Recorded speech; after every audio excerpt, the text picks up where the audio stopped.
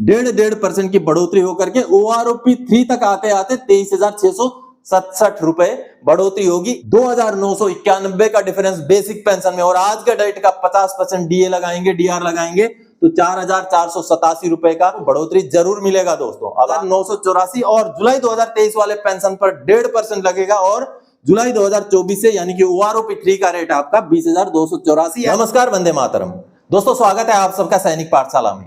खबर आई है दोस्तों कि अब OROP में 5 साल में पेंशन बढ़ोतरी के बजाय हर साल 1.5% करके पेंशन में होगा इजाफा। क्या है हकीकत? क्योंकि अगर हम OROP में जो इनिशियली केस चले थे या जो धरना प्रदर्शन, विरोध प्रदर्शन हुआ था, उसमें एक प्रमुख मांग थी कि पेंशन की बढ़ोतरी हर 5 साल में ना करके हर साल में किया जाए। तो अभी जो खबर आई है उसके क्या मायने हैं, आगे आपको बकायदा डॉक्यूमेंट्स के आधार पर समझाऊंगा दोस्तों। और साथ ही साथ दोस्तों, अगर आप सैनिक पाठशाला के साथ जुड़े रहेंगे, सटीक जानकारी रखेंगे, तो आपके भी पेंशन में होती है बढ़ोतरी। जी हाँ, पेंशनर मुझसे जुड़े थे जनवरी में, और जनवरी से लेकर के जब उनका कार्रवाई किया गया तो अब जाकर के उनका पेंशन में बढ़ोतरी हो गया है 1613 रुपए का। लेकिन उनके पेंशन में कुल बढ़ोतरी होगा, आगे आने वाले समय में और भी बढ़ोतरी होगा, और वो बढ़ोतरी होगा 4,487 रुपए की।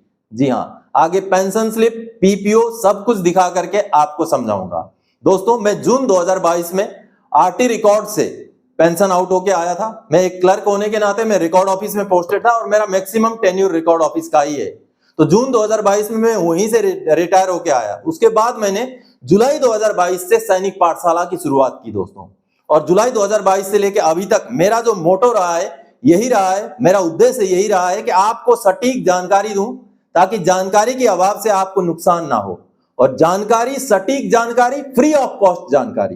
दोस्तों, कई सारे पेंशनर्स हैं जो अपना काम करवाने के लिए इधर उधर भटकते रहते हैं, जबकि वो काम खुद भी कर सकते हैं। थोड़ा सा जानकारी अगर ले ले, सैनिक पाठशाला जैसे चैनल के साथ अगर जुड़ जाएं, तो वो जानकारी खुद भी उसी तरीके से काम कर सकते हैं जिस तरीके से वो दूसरे से करवाते हैं। और काम करवाने के एवज में 30%, 40% इतना मोटा मोटा अपना एरियर का हिस्सा दे देते हैं उनको, क्योंकि वो जो एजेंट्स बैठे हुए हैं वो आपको बगैर पैसा लिए काम नहीं करते हैं, और पैसा भी मोटा मोटा।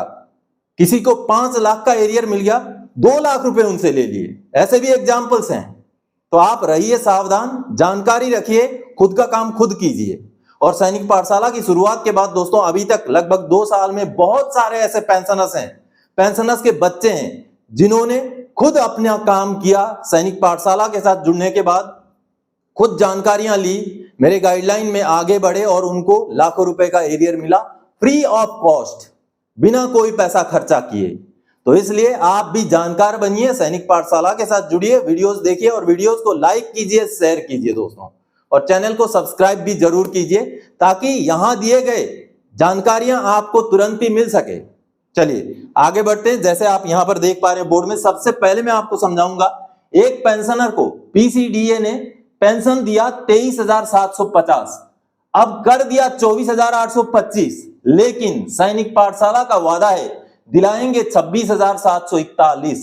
पेंशन में 2,991 का और डीआर लगा करके 4,487 की बढ़ोतरी। जी हां, बढ़ोतरी होगी।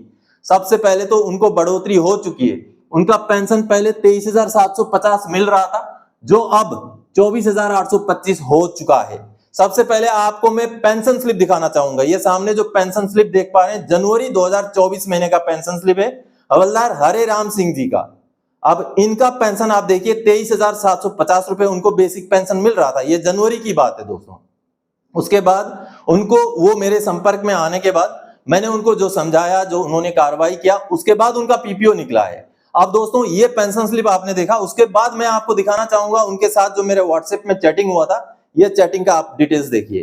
पहले उनके साथ जो उनके साथ वाले थे, उनके गांव के एक पेंशनर थे जो मेरे साथ जुड़े थे, उनके थ्रू से मेरी चैटिंग हुई थी। देखिए, उन्होंने ये जानकारी दी थी कि उनको पेंशन 23,750 मिल रहा है, जबकि उनका 26,741 होना चाहिए था। तो मैंने उनको समझाया था क्या कार्रवाई करना चाहिए, कैसे करना चाहिए। उसके बाद जाकर के अभी 2 सितंबर 2024 को पीपीओ जारी हो चुका है। ये नीचे जो आप देख पा रहे हैं, पीपीओ जारी हो चुका है। अब उस पीपीओ के हिसाब से उनका पेंशन किस तरीके से बढ़ोतरी हुआ है, हालांकि वो भी आधा अधूरा बढ़ोतरी है, आगे और बढ़ोतरी होना है, वो समझाऊंगा मैं आपको। अब सबसे पहले मैं आपको पीपीओ दिखाना चाहूंगा। ये सामने पीपीओ देखिए, हरे राम जी का ही पीपीओ है, हवलदार हरे राम जी का ही। उनका लेंथ ऑफ सर्विस 26 साल है। देखिए उनका डेट ऑफ रिटायरमेंट मार्च 2006 है। तो आगे अगर आप देखेंगे इनका पे लेवल वगैरह जो भी है 06, जो कि एक एमएससीपी न्याय सुधार कहें या ऑनरेरी न्याय सुधार कहें, पे लेवल 06 ही होता है दोनों का। तो पे लेवल 06 है। और आगे उनका बेसिक पेंशन जो है बढ़ोतरी करके 23,750 से 24,825 कर दिया गया है। और ये पीपीओ जारी हुआ है दोस्तों 2 सितंबर 2024 को, यानी कि आज से 3 दिन पहले। अब दोस्तों ये पीपीओ इनको जारी हो गया, न्याय सुधार के हिसाब से ही हो गया, ओआरओपी 2 के हिसाब से हुआ है। लेकिन ये जो पेंशनर हैं ये 2006 के रिटायरी हैं, इनको ओआरओपी 1 भी फायदा लागू है। और आपको समझाऊंगा कैसे इनका पेंशन 26,741 होगा। ये चूंकि मार्च 2006 के रिटायरी हैं, इनको ओआरओपी 1 लागू है। और 26 साल के अगर हम न्याय सुधार के हिसाब से इनको पेंशन मिलेगा, क्योंकि इनका लेंथ ऑफ सर्विस 26 साल है, इनको एमएससीपी मिला हुआ है, एमएससीपी न्याय सुधार। और एमएससीपी न्याय सुधार के हिसाब से ओआरओपी 1 में जो इनका पेंशन था दोस्तों वो था 10,405 रुपए, 10,405 रुपए। ये था 1 जुलाई 2014 से इनका पेंशन, क्योंकि 30 जून 2014 तक से पहले के रिटायरी थे ये। 30 जून 2014 से पहले के रिटायरी को न्याय सुधार 26 साल सर्विस वाले का जो ओआरओपी 1 का टेबल था ये 10,405 इंटू 2.57 बनता है इनका 7वें पे कमीशन का फॉर्मूला। 10,405 इंटू 2.57 बनता है दोस्तों 26,741 रुपए। ये रहा इनका फॉर्मूला। और ये दोस्तों इनको लागू है 1 जनवरी 2016 से, ये लागू है इनको 2016 से। अब इनको ओआरओपी 2 के हिसाब से फिक्सेशन करके, क्योंकि ओआरओपी 2 का जो रेट है वो 26 साल के न्याय सुधार का भी 24,825 ही है, इस वजह से उनको ओआरओपी 2 का रेट दे दिया गया है। लेकिन ये रिटायरी है 2006 के, यानी कि इनको ओआरओपी 1 भी लागू है। और अगर ओआरओपी 1 का पेंशन इनका कंसीडर किया जाए तो उनका आज के डेट का पेंशन 26,741 बनेगा, यानी कि उनका जो पेंशन है 23,750 से अगर आप डिफरेंस निकालेंगे 26,741 में तो 2,991 का डिफरेंस बेसिक पेंशन में। और आज के डेट का 50% डीए लगाएंगे, डीआर लगाएंगे तो 4,487 रुपए का इन पेंशन को बढ़ोतरी, पेंशनर को बढ़ोतरी जरूर मिलेगा दोस्तों। अब आगे क्या कार्रवाई करना है मैंने उनको समझा दिया है। हालांकि उनका ओआरओपी 2 का बढ़ोतरी कुछ भी नहीं है, लेकिन दोस्तों 23,750 इनको बेसिक पेंशन मिल रहा था। अब जनवरी 2016 से 26,741 होकर के अभी तक का अगर आप एरियर का हिसाब करेंगे तो कितना लाख हो जाएगा देख लीजिए।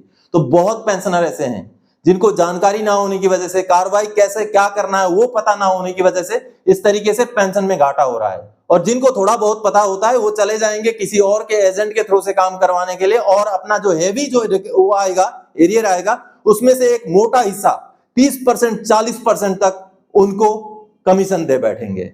ऐसा नहीं करना है। फ्री ऑफ कॉस्ट जानकारी आपको सैनिक पाठशाला से मिल रही है।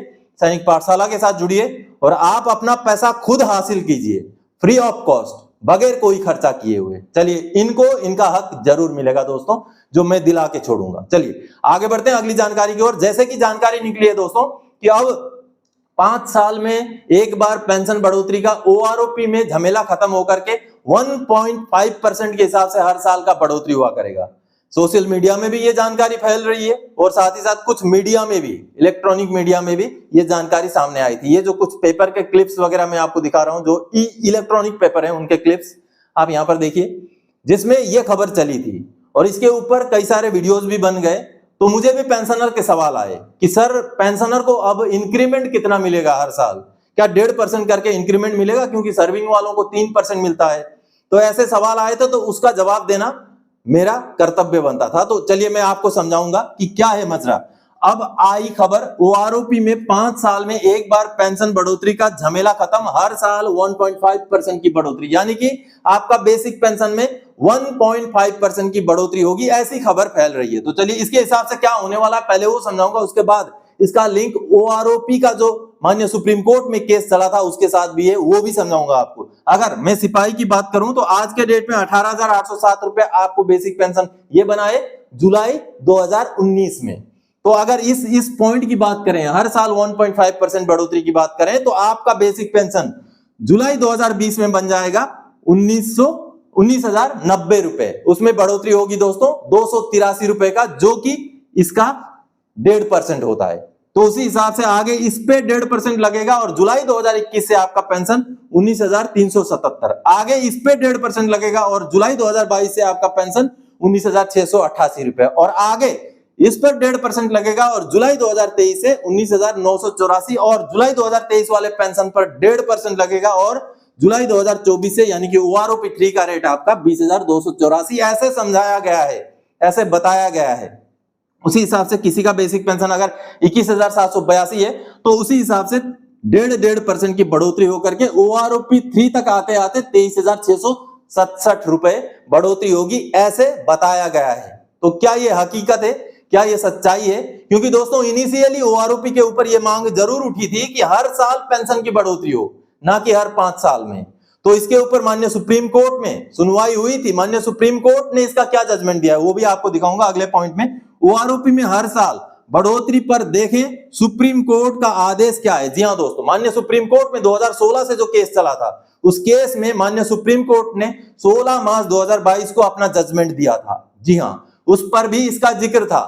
IESM द्वारा यह केस दायर किया गया था और वहां पर दोस्तों उस केस का जजमेंट देते हुए माननीय कोर्ट ने क्या बोला था, चलिए मैं आपको कोर्ट का ऑर्डर दिखा के समझाना चाहूंगा, उसको देखते हैं।